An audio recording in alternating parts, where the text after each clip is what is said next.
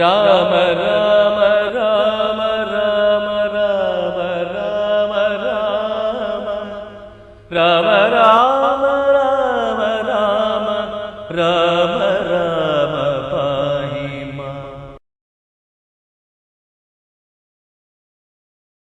ഭഗവാന്റെ അവതാരമായിട്ട് വന്ന ആ ശ്രീരാമസ്വാമി പോലും ആ നാരദമുനിയെ കണ്ടപ്പോൾ എങ്ങനെയാണ് ഭക്തിപൂർവം അല്ലേ, നമ്മൾ എന്ത് വേഷമാണ് കെട്ടിയത് അതിനനുസരിച്ചിട്ട് അല്ലേ, വേഷമെനിക്കെന്തെന്നു വിധിപ്പത് വിഭോ ഭവചിത്തം, വിശ്വപ്രിയമായി നടനം ചെയ്യുക വിധേയനൻ. ഇതൊക്കെ നമുക്ക് എന്ത് വേഷ കിട്ടി. രാമൻ ഒരിക്കലും നാരദർ അങ്ങോട്ട് നമസ്കരിക്കേണ്ട ആളാണ്, ഭഗവത് ചൈതന്യാണെന്ന് അറിഞ്ഞുകൊണ്ട്. പക്ഷെ രാമൻ നമ്മുടെ വീട്ടിൽ ഒരു അതിഥി വന്നാൽ ആദ്യം എന്താ ചെയ്യേണ്ടത് എന്നാണ്, ആ ഭാര്യയും ഭർത്താവും കൂടി പോയിട്ടാണ് നമസ്കരിക്കേണ്ടത്. ശരിക്കും ദമ്പതികളാണത്രേ, ഒരുമിച്ചാണത്രേ പോയി നമസ്കരിക്കേണ്ടത്. എന്നിട്ട് ചോദിക്കണ ഓരോ ചോദ്യമില്ലേ, എന്തിനാ ഇവിടെ വന്നത്, വന്ദേ പദം കരുണാനിധേ സമ്പ്രദം. ആ അതിഥി വന്നാൽ നമ്മുടെ നാട്ടിലും പറയും, നമുക്കൊന്നും ഇല്ല പറയാൻ തന്നെ ഉള്ളൂലേ, വന്ന ഉടനെ ഒരു ഗ്ലാസ് വെള്ളം കൊടുക്കണം എന്നാ പറയാ. അന്ന് വിനോദ്ജി പറഞ്ഞില്ലേ, ഇപ്പൊ വീടിനൊക്കെ സിറ്റ് ഔട്ട് എന്തിനാ, ചെറിയ സിറ്റ് ഔട്ടാ, അവിടുന്ന് ഗെറ്റ് ഔട്ട് പറയാനാന്നാ പറഞ്ഞല്ലേ. അതെ, എന്ത് രസമായിട്ടാ അതിനെ പറഞ്ഞത്. നമ്മൾ വന്നതും ഇരിക്കൂ, എന്തൊക്കെയാ വേണ്ട, എന്നിട്ടേ കാര്യം ചോദിക്കാൻ പാടുള്ളൂ. എത്ര ഭംഗിയായിട്ട് ആ കുശലാന്വേഷണം ഒക്കെ കഴിഞ്ഞിട്ടാണ് എന്തിനാ വന്ന് ചോദിക്കണത്. അതും ആ വിനയം നോക്കൂ. ഞങ്ങളൊക്കെ സംസാരികളാണ്, ഞങ്ങളെയൊക്കെ കാണാൻ അങ്ങേപ്പോലുള്ള മഹാത്മാക്കൾ വരുന്നത് എൻ്റെ പുണ്യം കൊണ്ടാണ് എന്നാ പറയണത്. ഇവിടെ രാമൻ എന്ന് പറഞ്ഞാൽ ആ മഹാവിഷ്ണു എന്നല്ല എടുക്കണത്. പണ്ടു ഞാൻ പെയ്ത ഒരു പുണ്യ ഫലോദയം കൊണ്ടു കാൺമാനവകാശവും വന്നിതു. അതും പറയണു, കണ്ടുകൊള്ളുവാൻ അതിദുർലഭം. 3 കാര്യങ്ങളാണ് ദുർലഭം എന്നാ പറയാ. മനുഷ്യത്വം, മുമുക്ഷുത്വം, മഹാപുരുഷ സംശ്രയം. ആ മഹാത്മാക്കളെ കാണാൻ പറ്റണതല്ലേ, മനുഷ്യജന്മം കിട്ടണത് തന്നെ ദുർലഭാണ്. അതിൽ തന്നെ മോക്ഷമാർഗത്തിൽ പോവാന്ന് പറയണത് അതിലും ദുർലഭാണ്. ഇതേപോലത്തെ അങ്ങയെപ്പോലുള്ള അധന്യാത്മാക്കളെ കണ്ടുമുട്ടാൻ കഴിയുന്നത് തന്നെ ഭാഗ്യാണ്. ഇനി പറയൂ, എൻ്റെ വംശവും ജന്മവും എല്ലാം സഫലായി, ഇനി എന്താ വന്നത് എന്ന അതാണ് കുശലാന്വേഷണം. ആചമനം എല്ലാം കഴിഞ്ഞിട്ടാണ് ചോദിക്കണത്, എനിക്ക് കഴിയുമെങ്കിൽ. ഇവിടെയാണ് നമ്മൾ പറഞ്ഞത് മഹാബലിയുടെ അഹങ്കാരാണ്. എന്തു വേണം, എന്തു ചോദിച്ചാലും ഞാൻ തരാം, എൻ്റെ അവിടെ വന്നിട്ട് ചോദിച്ചിട്ട് ഇനി ഒരാളുടെ അടുത്ത് ഇരക്കാളുടെ അതൊക്കെ ഇത് പറയണെന്ന് ചോദിക്കൂ. മന്ദനെന്നാകിലും കാരുണ്യമുണ്ടെങ്കിൽ സന്ദേഹമില്ല സാധിപ്പിപ്പനെല്ലാമേ. ഞാൻ എന്തെങ്കിലും എന്നെ കൊണ്ട് പറയണതാണെങ്കിൽ ഞാൻ ചെയ്തു തരാന്ന്. ഈ രാമൻ പറഞ്ഞ ഓരോ വാക്കിനെയും നാരദ മഹർഷി സമർത്ഥിക്കുക. അങ്ങ് പറഞ്ഞതൊക്കെ സത്യ. നമ്മള് ആ കർഹിതോപാധ്യായത്തിൽ കണ്ടിട്ടില്ലേ, കൃഷ്ണൻ പറഞ്ഞ ഓരോ വാക്കും ശരിയാ, അങ്ങ് പറഞ്ഞത് ഇതൊരു നിന്ദാസ്തുതി പോലെ തോന്നും. ശരിയാ, അങ്ങ് പറഞ്ഞത് എത്ര മധുരമായിട്ടാണ് അങ്ങ് നാരദ മഹർഷി ചോദിക്കുക. ചാതുര്യമുള്ളൊരു വാക്കുകൾ ഏറ്റവും മാധുര്യമോടു ചൊല്ലിയിട്. നീ സംസാരിയാണെന്ന് പറഞ്ഞത് വളരെ ശരിയാ. എന്താ കാര്യം, 14 ലോകവും നിന്റെ ഉള്ളിൽ നിന്റെയാണ്. ആ നിലയ്ക്ക് നീ ഗൃഹസ്ഥൻ തന്നെയാണ്. പറഞ്ഞൂലേ, സർവജഗൽപിതാവാകിയ നിന്നുടെ, അങ്ങ് എല്ലാവരുടെയും പിതാവ്. ഭഗവത്ഗീത 14-ാം അധ്യായത്തിലേക്ക് പോയാൽ നമുക്ക് കാണാം, അഹം ബീജപ്രദ പിതാ, ഞാനാണ് എല്ലാറ്റിൻ്റെയും ബീജദാതാവ്, പിതാവ് ഞാനാണ് എന്ന് പറയുന്നത്. അങ്ങനെയാണെങ്കിൽ അങ്ങ് പിതാവും ആ സീതാദേവി മാതാവുമാണ്. അങ്ങനെ നോക്കുകയാണെങ്കിൽ നീ ഗൃഹസ്ഥൻ തന്നെയാണ്. പിന്നെ എന്താ പറയണത്, ചേരും ഗൃഹസ്ഥനാകുന്നതെന്നുള്ളതും അത് വളരെ ശരിയാ. നിന്നുടെ സന്നിധി മാത്രേണ മായയിൽ നിന്നു ജനിക്കുന്നു നാനാ പ്രജകളും അർണോജ സംഭവനാദിതൃണാന്തമായി. ബ്രഹ്മാവ് മുതൽ പുൽക്കൊടി വരെ എന്ന് പറഞ്ഞാൽ ചരാചര ജന്തുക്കളൊക്കെ നിന്റെ സന്തതികളാണ്. ആ കണക്കിന് അങ്ങ് പറഞ്ഞത് ശരിയാ. അങ്ങ് പിതാവ് തന്നെയാണ്, ഗൃഹസ്ഥനാണ്, നല്ല പ്രാരാബ്ധക്കാരനുമാണ്. ഇത്രയധികം മക്കളെയൊക്കെ നോക്കി രക്ഷിക്കണ്ടേ, പറഞ്ഞത് ശരി തന്നെയാണ്. പിന്നെ പറഞ്ഞൂലേ, ഈ ഭഗവാൻ ശരിക്കും നമ്മള് സഹസ്രനാമത്തിൽ പറഞ്ഞാൽ ആത്മയോനി സ്വയം ജാതോ എന്നാ പറഞ്ഞ, ഒരു യോനിയിൽ കൂടി വന്നിട്ടല്ല. പക്ഷെ ഇവിടെ രാമനോട് പറയണേ, ഇതെല്ലാം നിന്റെ ഇതായോണ്ട് നീ ഗൃഹസ്ഥൻ തന്നെയാണ്, പറഞ്ഞത് ശരിയാണ്. ശുക്ലരക്താസിതവർണഭേദം പൂണ്ടു, ചുവപ്പ് കറുപ്പ് അതാ ഇതാണ് പറയണത്, ആ നിറവ്യത്യാസം. സത്വരജസ്തമോ ഗുണങ്ങളായിട്ട് ആ വിഷ്ണു മായ നിന്റെ പത്നിയായിട്ടുള്ളത്. ഇവിടെ നമ്മള് ആ സീത ഹനുമാനോട് പറഞ്ഞ ഭാഗം എടുക്കേണ്ടത് ഇല്ലേ? രാമനായിട്ട് ഒന്നും ചെയ്യുന്നില്ല, പ്രകൃതിയായിട്ട് ചേരുമ്പോഴാണ്, ഈ മായയായിട്ട് ചേരുമ്പോഴാണ് സൃഷ്ടി നടക്കുന്നത്. ഗുണാത്മികയായ മായ നിന്റെ ഭാര്യയാണ്. ആ ഭാര്യയാണ് സകലതിനെയും ജനിപ്പിക്കുന്നത്. സത്വങ്ങളെ എല്ലാറ്റിനെയും ജനിപ്പിക്കുന്നവളവളാണ്. ഒരു സംശയവും ഇല്ല എന്ന് പറഞ്ഞു. പുത്രമിത്രാർത്ഥ കളത്ര വസ്തുക്കളിൽ ഇതാ ഏതാ നമ്മളെ ഏഷണത്രയം കണ്ടില്ലേ? പുത്രേഷണ, ധാരേഷണ, അത്രേഷണ. അതില് സക്തനായുള്ളു ഗൃഹസ്ഥൻ മഹാമതേ. ലോകത്രയ മഹാഗേഹത്തിനു ഭവാൻ ഏകനായൊരു ഗൃഹസ്ഥനാകും. 3 ലോകങ്ങളാകുന്ന ആ വലിയ വീടിന്റെ ഗൃഹസ്ഥൻ അങ്ങ് തന്നെയാണ്. നമ്മൾ ഇതിൽ പറയണില്ലേ, ശാന്താകാര സർവലോകൈകനാഥം, ആ ലോകത്തിന് മുഴുവൻ നാഥൻ അങ്ങ് തന്നെയാണ്. പിന്നെ പറയണത് മുഴുവൻ ഏതൊന്ന് പുരുഷനുണ്ടോ പുല്ലിംഗുണ്ടോ അത് അങ്ങാണ്, ഏതൊന്ന് സ്ത്രീ ഉണ്ടോ അത് ജാനകിയാണ്. വിഷ്ണു അങ്ങാണെങ്കിൽ രമ ജാനകിയാണ്, ശിവൻ അങ്ങാണെങ്കിൽ പാർവതി സീതയാണ്, ബ്രഹ്മാവ് അങ്ങാണെങ്കിൽ ഭാരതിയാണ്, ചന്ദ്രൻ അങ്ങാണെങ്കിൽ രോഹിണിയാണ്, ദേവേന്ദ്രൻ അങ്ങാണ് ശചീതി. ഓരോന്ന് കുബേരനാണെങ്കിൽ അതിന്റെ സമ്പത്ത്, വായു അങ്ങാണെങ്കിൽ ആ വായുവിന്റെ സദാഗതി അങ്ങാണ്. ഇങ്ങനെ പറഞ്ഞ എല്ലാതും എന്ന് പറഞ്ഞാൽ വേറൊന്നും അല്ല. യമൻ, സൂര്യപുത്രൻ, അർക്കജൻ എന്ന് പറഞ്ഞ ഓരോ വാക്കിനും ജാതവേദസ് എന്ന് പറഞ്ഞാൽ അഗ്നി അങ്ങാണെങ്കിൽ സ്വാഹ അങ്ങയുടെ സീതയാണ്. അർക്കജൻ നമ്മൾ കണ്ടു മാർത്താണ്ഡ ആത്മജപുരല്ലേ, സൂര്യന്റെ പുത്രനാണ് യമൻ. യമൻ അങ്ങാണെങ്കിൽ ആ ദണ്ഡനീതിയാണ്. ഈ പ്രപഞ്ച ഘടനയിലെ പുരുഷനും പ്രകൃതിയും കൂടിയിട്ടേ എന്തും ഉണ്ടാവുള്ളൂ അല്ലേ? പരൻ പുമാനും പ്രകൃതി സഹായൻ പ്രപഞ്ച ഘടനത്തിൽ. ആ പുരുഷനും പ്രകൃതിയും കൂടിയിട്ടുള്ളത് തന്നെയുള്ളൂ. അപ്പൊ നമുക്കിപ്പോ നമ്മുടെ ഒരു ഉദാഹരണം പറഞ്ഞാൽ നാരദരുടെ അല്ല ഒന്നും കൂടി കൂട്ടാലേ, പഞ്ചസാര അങ്ങാണെങ്കിൽ ആരാ സീത? മധുരം സീതയാണ്. അത്ര പോലും എല്ലാ പ്രകൃതിയും പുരുഷനും കൂടിയിട്ടില്ല. ഇങ്ങനെയൊക്കെ ഉള്ള അങ്ങയെ കാണാൻ എനിക്ക് എന്താ പിന്നെ അവിടുന്ന് ആ മഹത്തത്വം ഉണ്ടായതും അങ്ങിൽ നിന്നാണ് മഹത്തത്വം ഉണ്ടായതും. 25 തത്വങ്ങളുണ്ടല്ലോ, അയ്യഞ്ചും അഞ്ചുമുടനെ അയ്യാറ്, അത് പറഞ്ഞത് എല്ലാം അങ്ങിൽ നിന്ന് തന്നെയാണ് ഉണ്ടാവണത്.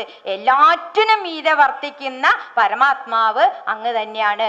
എന്നിവറ്റാൽ വിശിഷ്ടം ജീവനായതും അന്യൂന്യമാം പരൻ തദ്യുക്തൻ വിഭോ, സർവപ്രപഞ്ചത്തിനും ബിംബഭൂതനായി സർവസാക്ഷിയായിട്ട് നിന്നിൽ നിന്ന് തന്നെയാണ് ഈ ലോകം ഉണ്ടാവുന്നത്, നിന്നിലേക്ക് തന്നെയാണ് അത് ലയിക്കുന്നത്.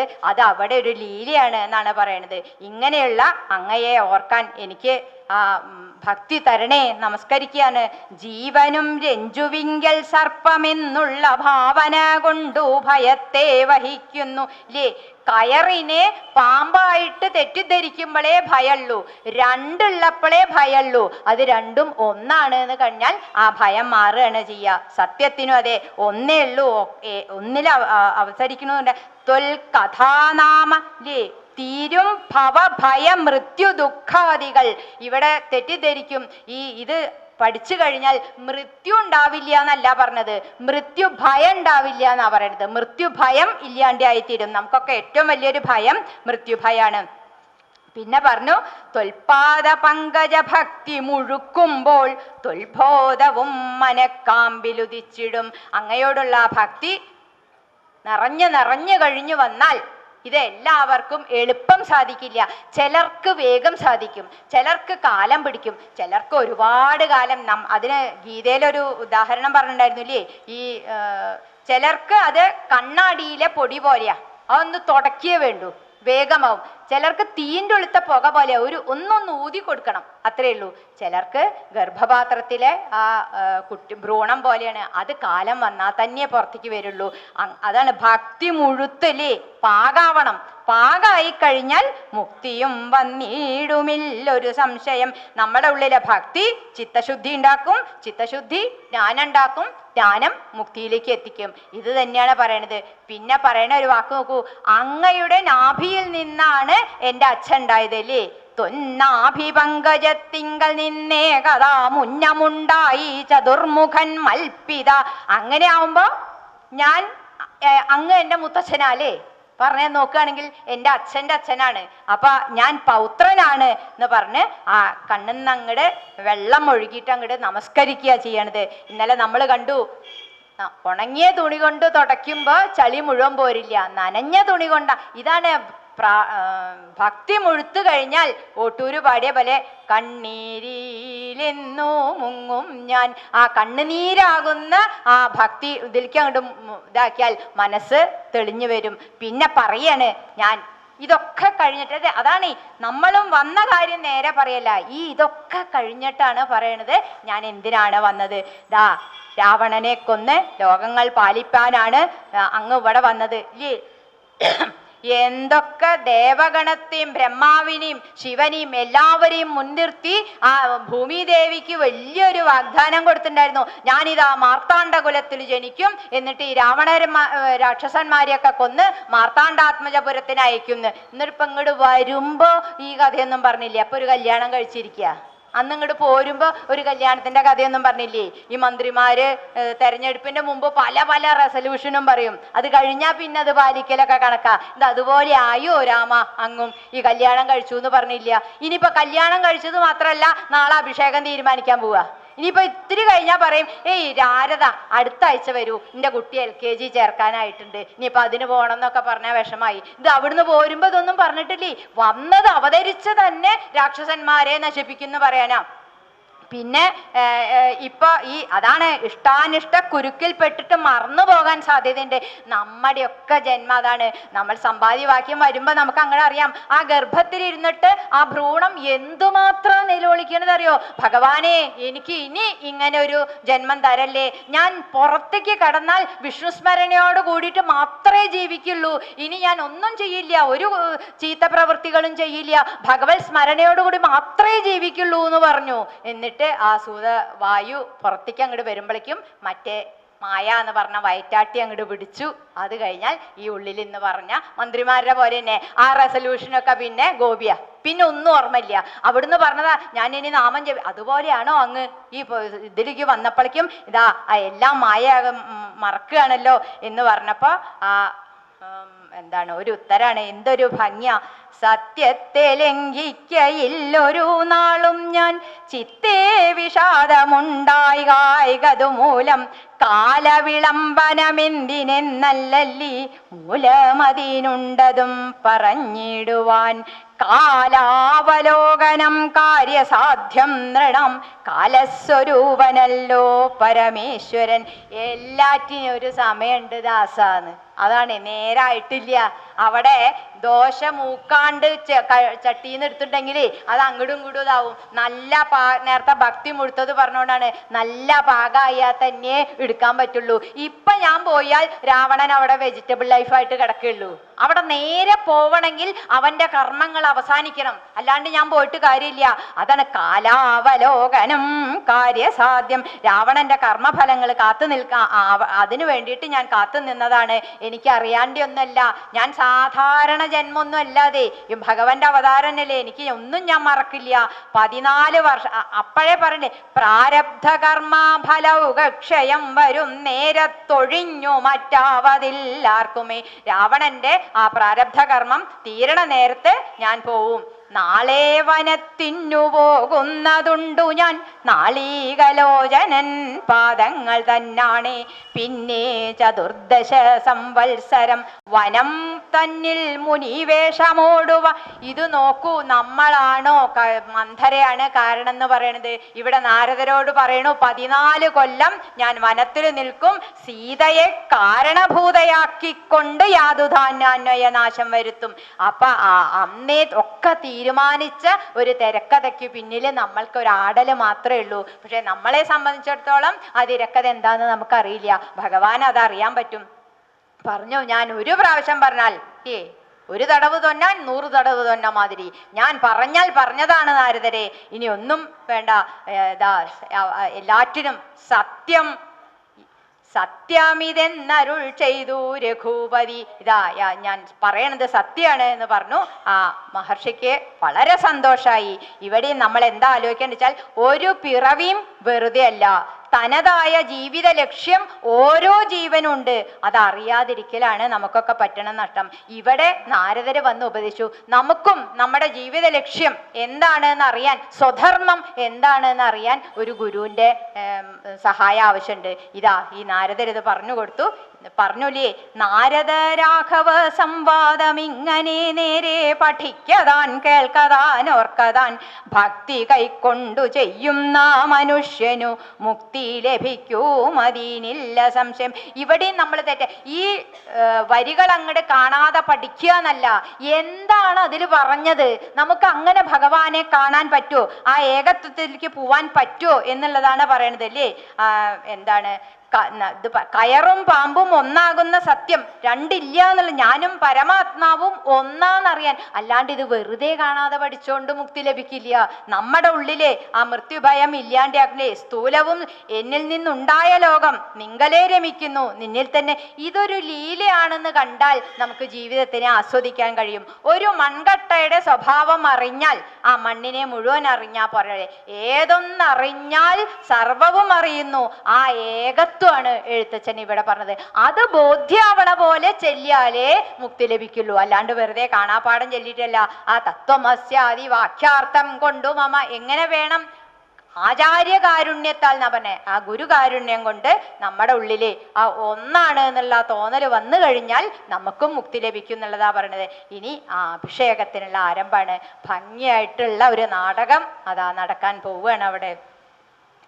എങ്കിലോ രാജാ ദശരഥനെ കഥാ സങ്കലീതാനന്ദമം മാറിയിരിക്കുമ്പോൾ പങ്കജ സംഭവ പുത്രൻ വസിഷ്ഠനം തൻ കുലാചാര്യനെ വന്ദിച്ചു ചൊല്ലിനാൻ. പൗരജനങ്ങളും മന്ത്രി മുഖ്യന്മാരും ശ്രീരാമനെ പ്രശംസിക്കുന്നിതെപ്പോഴും. ഓരോ ഗുണഗണം കണ്ടവർക്കുണ്ടകതാരിരാനന്ദമതിനില്ല സംശയം. വൃദ്ധനായി വന്നിതു ഞാനുമൊട്ടാകയാൽ പുത്രരിൽ ജ്യേഷ്ഠനാം രാമകുമാരനെ പൃഥ്വി പരിപാലനാർത്ഥമഭിഷേകം എത്രയും വൈകാതെ ചെയ്യണമെന്നു ഞാൻ കൽപ്പിച്ചതിപ്പോഴതങ്ങിനെയെങ്കിലതുൾപ്പൂവിലോർത്തു നിയോഗിക്കയും വേണം. ഈ പ്രജകൾക്കനുരാഗമവങ്കലുണ്ടെപ്പോഴുമേറ്റമതോർത്തു കണ്ടിലയോ. വന്നീല മാതുലനെ കാൺമതിന്നേറെ മുന്നമേ പോയ ഭരതശത്രുഘ്നന്മാർ വന്നു മുഹൂർത്തമടുത്ത ദിനം തന്നെ. പുണ്യമതീവ പുഷ്യം നല്ല നക്ഷത്രം. എന്നാൽ അവർ വരുവാൻ പാർക്കയില്ലിനിയൊന്നുകൊണ്ടു മധു നിർണയം മാനസേ. എന്നാൽ അതിനു വേണ്ടുന്ന സംഭാരങ്ങൾ ഇന്നു തന്നെ ബദ സംഭരിച്ചിടണം. രാമനോടും നിന്തിരുവടി വൈകാതെ സാമോദമിപ്പോഴേ ചെന്നറിയിക്കണം. തോരണ പങ്ക്തികളെല്ലാം ഉയർത്തുക ചാരൂപതാകകളോടുമത്യുന്നതം. ഘോരമായുള്ള പെരുമ്പറനാദവും പൂരിക്കദിക്കുകളൊക്കെ മുഴങ്ങവേ മന്നവനായ ദശരഥനാദരാൽ പിന്നെ സുമന്ത്രരെ നോക്കി അരുൾ ചെയ്തു. എല്ലാം വസിഷ്ഠനരുളി ചെയ്യും വണ്ണം കല്യാണം ഉൾക്കൊണ്ടൊരുക്കിക്കൊടുക്ക നീ. നാളെ വേണാം അഭിഷേകാമിളമയായി നാളിക നേത്രനാം രാമനു നിർണയം. നന്ദിതനായ സുമന്ത്രരുമന്നേരം വന്നിച്ചു ചൊന്നാൻ വസിഷ്ഠനോടാദരാൽ. എന്തോന്നു വേണ്ടുന്നതെന്നരുൾ ചെയ്താലും അന്തരാമെന്നിയെ സംഭരിച്ചിടുവൻ. ചിപ്തേ നിരൂപിച്ചു കണ്ടു സുമന്ത്രരോടിത്തം വസിഷ്ഠ മുനിയുമരുൾ ചെയ്തു. കേൾക്ക നാളെ പുലർക്കാലേ ചമയിച്ചു ചെൽക്കണ്ണിമാരായ കന്യകമാരെല്ലാം. മധ്യകക്ഷേ 16 പേർ നിൽക്കണം. മത്തഗജങ്ങളെ പൊന്നണിയിക്കണം. ഐരാവത കുലജാതനാം 4 കൊമ്പനാരാൽ വരേണം അലങ്കരിച്ചങ്ങനെ. ദിവ്യനാനാതീർത്ഥവാരിപൂർണങ്ങളാൽ ദിവ്യരത്നങ്ങളുമെത്തി വിചിത്രമായി സ്വർണ കലശ സഹസ്രം മലയജ പർണങ്ങൾ കൊണ്ടുവായി കെട്ടിവെച്ചിടണം. പുത്തൻ പുലിത്തോൽ വരുത്തുക മൂനിഹ ഛത്രം സുവർണദണ്ഡം മണിശോഭിതം മുക്താമണി മാല്യരാജിത നിർമ്മല വസ്ത്രങ്ങൾ മാല്യങ്ങളാഭരണങ്ങളും സൽകൃതന്മാരാം മുനീജനം വന്നിഹ നിൽക്ക കുശപാണികളായി സഭാന്തികെ നർത്തകിമാരോടു വാരാവധൂജനം നർത്തക ഗായക വൈണിക വർഗവും ദിവ്യവാദ്യങ്ങളെല്ലാം പ്രയോഗിക്കണം. ഉർവീശ്വരാങ്കണേ നിന്നു മനോഹരം ഹസ്ത്യശ്വപത്തിരഥാദി മഹാബലം വസ്ത്രാദ്യലങ്കാരമോടു വന്നിടണം. ദേവാലയങ്ങൾ തോറും ബലി പൂജയും ദീപാവലിയും വേണം മഹോത്സവം. ഭൂപാലരെയും വരുവാൻ നിയോഗിക്ക ശോഭയോടെ രാഘവാഭിഷേകാർത്ഥമായി. ഇത്തം സുമന്ത്രരെയും നിയോഗിച്ചതി സത്വരം തേരിൽ കരേറി വസിഷ്ഠനും ദാശരഥി ഗൃഹാമെത്രയും ഭാസ്വരം ആശു സന്തോഷേണ സംപ്രാപ്യ സാദരം. നിന്നതു നേരാമറിഞ്ഞു രഘുവരൻ ചെന്നുടൻ ദണ്ഡ നമസ്കാരവും ചെയ്താൻ. രത്നാസനവും കൊടുത്തി തഥാ പത്നിയോടു മതിഭക്ത്യാ രഘുത്തമൻ പൊൽക്കലശസ്ഥിത നിർമ്മല വാരിണ തൃക്കാൽ കഴുകിച്ചു പാദാബ്ജതീർത്ഥവും ഉത്തമാംഗേന ധരിച്ചു വിശുദ്ധനായി ചിത്തമോദേന ചിരിച്ചരുളി ചെയ്തു. പുണ്യവാനായേൻ അടിയൻ അതീവ കേളിന്നു പാദോദക തീർത്ഥം ധരിക്കയാൽ എന്നിങ്ങനെ രാമചന്ദ്രവാക്യം കേട്ടു നന്നായി ചിരിച്ചു വസിഷ്ഠനരുൾ ചെയ്തു. നന്നു നന്നെത്രയും നിന്നുടെ വാക്കുകൾ ഒന്നുണ്ടു ചൊല്ലുന്നതിപ്പോൾ നൃപാത്മജ ത്വൽപാദ പങ്കജ തീർത്ഥം ധരിക്കയാൽ ദർപ്പകവൈരിയും ധന്യനായിടിനാൻ. ത്വൽപാദ തീർത്ഥ വിശുദ്ധനായി വന്നിതു മൽപിതാവായ വിരിഞ്ചനും ഭൂപതേ. ഇപ്പോൾ മഹാജനങ്ങൾക്കുപദേശാർത്ഥം അദ്ഭുത വിക്രമാ ചൊന്നതു നീയടോ. നന്നായി അറിഞ്ഞിരിക്കുന്നിതു നിന്നെ ഞാൻ ഇന്നവനാകുന്നതെന്നതുമിന്നെടോ. സാക്ഷാൽ പരബ്രഹ്മമാം പരമാത്മാവു മോക്ഷതൻ നാനാ ജഗന്മയനീശ്വരൻ ലക്ഷ്മി ഭഗവതിയോടും ധരണിയിൽ ഇക്കാലമത്ര ജനിച്ചിതു നിശ്ചയം. ദേവകാര്യാർത്ഥ സിദ്ധ്യർത്ഥം കരുണയാ രാവണനെ കൊന്നു താപം കെടുപ്പാനും ഭക്തജനങ്ങൾക്കു മുക്തി സിദ്ധിപ്പാനും ഇത്തമവതരിച്ചിടിനാ ശ്രീപദേ. ദേവകാര്യാർത്ഥമതീവ ഗുഹ്യം പുനരേവം വെളിച്ചത്തിടാഞ്ഞിതു ഞാനിതം. കാര്യങ്ങളെല്ലാം അനുഷ്ഠിച്ചു സാധിക്ക മായാ മനുഷ്യനായി ശ്രീനിധേ. ശിഷ്യനല്ലോ ഭവാനാചാര്യനേഷ ഞാൻ ശിക്ഷിക്ക വേണം ജഗത് ഹിതാർത്ഥം പ്രഭോ. സാക്ഷാൽ ചരാചരാചാര്യനല്ലോ ഭവാൻ ഓക്കിൽ പൃഥൂണാം പിതാമഹനും ഭവാൻ. സർവേഷു അഗോചരനായ അന്തര്യാമിയായി സർവജഗദ്യന്ത്രവാഹകനായ നീ ശുദ്ധതത്വാത്മകമായൊരു വിഗ്രഹം ധൃത്വാ നിജാധീന സംഭവനായുടൻ മർത്യവേഷേണ ദശരഥപുത്രനായി പൃഥ്വീതലേ യോഗമായ യാജാതനാം എന്നതു മുന്നേ ധരിച്ചിരിക്കുന്നു ഞാൻ എന്നോടു ധാതാവു താനരുൾ ചെയ്കയാൽ.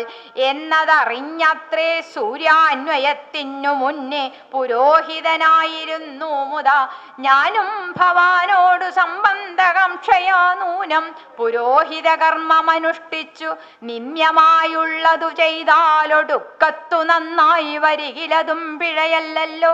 ഇന്നു സഫലമായി വന്നു മനോരഥം ഒന്നപേക്ഷിക്കുന്നതുണ്ടു ഞാൻ ഇനിയും. യോഗേശതേ മഹാമായാ ഭഗവതി ലോകൈകമോഹിനി മോഹിപ്പിയായികമാം. ആചാര്യ നിഷ്കൃതി കാമൻ ഭവാനെങ്കിലാശയം മായയാ മോഹിപ്പിയായികമേ. ത്വൽ പ്രസംഗാൽ സർവമുക്തമിപ്പോളിതം പ്രവ്യക്തവ്യം മയാ രാമകുത്രജിൽ. രാജാ ദശരഥൻ ചൊന്നതു കാരണം രാജീവനേത്ര വന്നേനിവിടേക്കു ഞാൻ. ഉണ്ടഭിഷേകമടുത്ത നാളെന്നതു കണ്ടു ചൊൽവാനുഴറി വന്നേനഹം. വൈദേഹിയോടും ഉപവാസവും ചെയ്തു മേദിനി തന്നിൽ ശയനവും ചെയ്യണം. ബ്രഹ്മചര്യത്തോടിരിക്ക ഞാൻ ഓരോരോ കർമ്മങ്ങൾ ചെന്നങ്ങൊരുക്കുവൻ വൈകാതെ. വന്നീടുഷസ്സിന്നു നീ എന്നരുൾ ചെയ്തു ചെന്നു തേരിൽ കരേറി മുനിശ്രേഷ്ഠനും. പിന്നെ ശ്രീരാമനും ലക്ഷ്മണൻ തന്നോടു നന്നേ ചിരിച്ചരുൾ ചെയ്തു രഹസ്യമായി. താതനെനിക്കഭിഷേകമിളമയായി മോദേന ചെയ്യും അടുത്ത നാൾ നിർണയം. തത്ര നിമിത്തമാത്രം ഞാനതിനൊരു കർത്താവു നീ രാജ്യഭോക്താവും നീയത്രേ. വത്സ മമത്വം ബഹി പ്രാണനാകയാൽ ഉത്സവത്തിനു കോപ്പിട്ടുകൊൾകാശു നീ. മത്സമനാകുന്നതും ഭവാൻ നിശ്ചയം മത്സരിപ്പാനില്ലിതിന്നു നമ്മോടാരും. ഇത്തരമോരോന്നരുൾ ചെയ്തിരിക്കുമ്പോൾ പൃഥ്വീന്ദ്രഗേഹം പ്രവിശ്യാവശിഷ്ടനും വൃത്താന്തമെല്ലാം ദശരഥൻ തന്നോടു ചിത്തമോദാലറിയിച്ചു സമസ്തവും. രാജീവ സംഭവനന്ദനൻ തന്നോടു രാജാ ദശരഥൻ ആനന്ദപൂർവകം രാജീവനേത്രാഭിഷേക വൃത്താന്തങ്ങൾ പൂജാവിധാനേന ചൊന്നതു കേൾക്കയാൽ. കൗസല്യയോടും സുമിത്രയോടും ചെന്നു കൗതുകമോടറിയിച്ചാനൊരു പൂമാൻ. സമ്മോദമുൾക്കൊണ്ടതു കേട്ട നേരത്തു നിർമ്മലമായൊരു മാല്യവും നൽകിനാൻ. കൗസല്യയും തനയാഭ്യുതാർത്ഥമായി കൗതുകമോടു പൂജിച്ചിതു ലക്ഷ്മിയെ. നാഥേ മഹാദേവി നീയേ തുണയെന്നു ചേതസി ഭക്ത്യാ വണങ്ങി വാണിടിനാൾ. ആ അഭിഷേകാരംഭാണ്. ദശരഥന് പ്രായമായി തുടങ്ങി. നമ്മൾ കണ്ടു രാമന്റെ കീർത്തിധാവള്യം ദശരഥന്റെ മുടി വെളുപ്പിച്ചു എന്ന്. അപ്പൊ ദശരഥന് തോന്നി ഇത്രേ. വാൽമീകി രാമായണത്തിൽ പറയണത് സഭാവാസികളെയൊക്കെ വിളിച്ച് ചോദിച്ചു, നിങ്ങൾക്ക് ഞാൻ രാമനെ യുവരാജാവായിട്ട് അഭിഷേകം ചെയ്യാൻ തീരുമാനിച്ചിരിക്കുന്നു എന്ന് പറഞ്ഞു. അപ്പൊ അവര് പറഞ്ഞു, ഓ ഞങ്ങൾക്കൊക്കെ സന്തോഷം സന്തോഷം എന്ന് പറഞ്ഞു. അപ്പോഴും ആ ശരീരാഭിമാനം ഒന്ന് ചോദിച്ചു, അതെന്താ ഞാനിത് ചോദിച്ചപ്പോഴേക്കും നിങ്ങൾക്കൊക്കെ സന്തോഷം എന്ന് പറയണേ, നിങ്ങൾക്ക് ഇന്റെ ഭരണം അത്ര മടുത്തുവോ? അപ്പൊ അതാ തോന്നണേ, അതുകൊണ്ടല്ല, രാമന്റെ കീർത്തി കൊണ്ടാണ്. ഇത്രയും നല്ലൊരു രാജാവ് യുവരാജാവിനെ കാണില്ല. അപ്പൊ അതിനുള്ള കാര്യങ്ങൾ വേഗം ഒരുക്കിക്കോളൂ എന്ന് പറഞ്ഞു. വേണ്ട കാര്യങ്ങൾ മുഴുവൻ വിളിക്കുകയാണ്. സുമന്ത്രരെ വിളിച്ചു, വസിഷ്ഠനെ വിളിച്ചു. സുമന്ത്രർ എന്താ അതിന്റെ അർത്ഥം? നല്ല ഉപദേശം കൊടുക്കാൻ കഴിവുള്ള ആള് എന്നാണ് അർത്ഥം. നമുക്കും ഇന്നത്തെ രാജഭരണാധികാരികൾക്ക് വേണ്ടത് നല്ല ഉപദേശം കൊടുക്കാൻ പറ്റിയ സുമന്ത്രരെ പോലുള്ള മന്ത്രിമാരെയാണ്. രാമ രാമ രാമ രാമ രാമ രാമ രാമ രാമ രാമ രാമ രാമ